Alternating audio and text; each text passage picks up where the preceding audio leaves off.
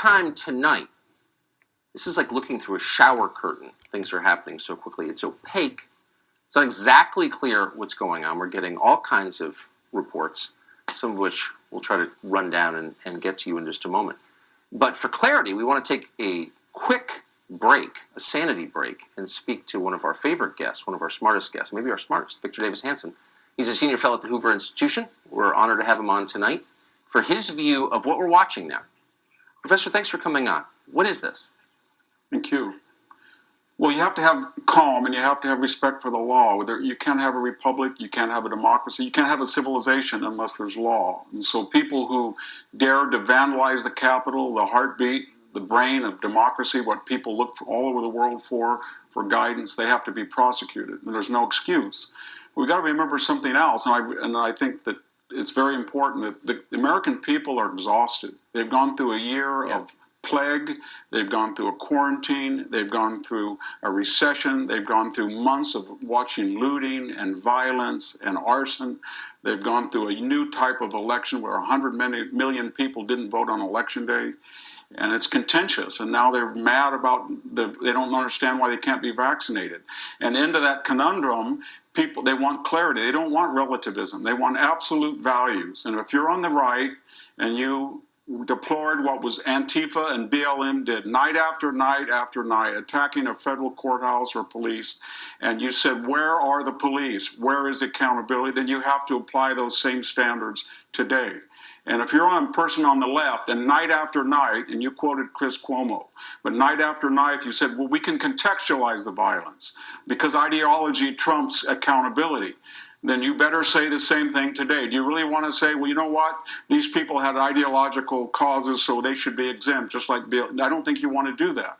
So the American people want accountability. And finally, Tucker, Donald Trump, I think it's better for him to follow the model of Andrew Jackson at this point. The election is not going to be changed, and he needs to be righteously aggrieved and say to his supporters, it's not about me, it's about changing the system, and we're going to come back, we're going to take the House in 2 years, but do what Jackson is and stop contesting something that's not going to change.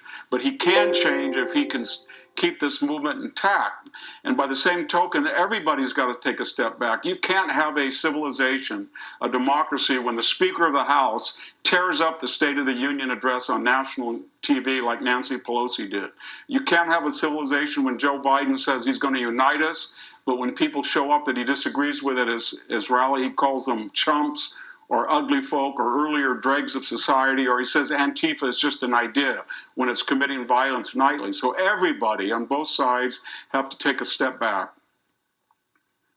I agree with that completely. So there are news reports right now, the latest from CBS News, and we haven't confirmed this, but that the president's cabinet is considering invoking the 25th Amendment, and we'll be speaking to the vice president about that. Again, I hesitate even to say that, except knowing for certain that that will be everywhere in just a minute. So I'd love to get your view of whether that's plausible, whether it's warranted, what that means.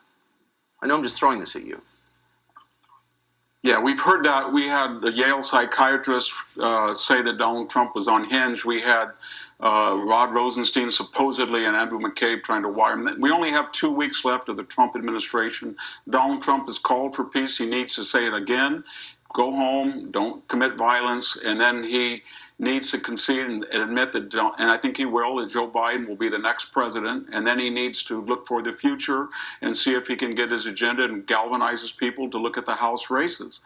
But it would be the worst thing in the world to try to remove a president with 2 weeks less on his term over this incident when feelings are running so high. There's a lot of culpability to go around, and what people need to do now is calm down and not further incite things. We've gone through an impeachment. We went through 22 months of Robert Mueller. We went through all of that, and it's time just to take a break from it. This year's been over with. The 2020 mess, the annus horribilis is over with. And let's start anew and have a new spirit, but let's not be vindictive and go into that again. I appreciate it. I'm glad I asked you that. David Hanson, appreciate it. Thanks for coming on. Thank you.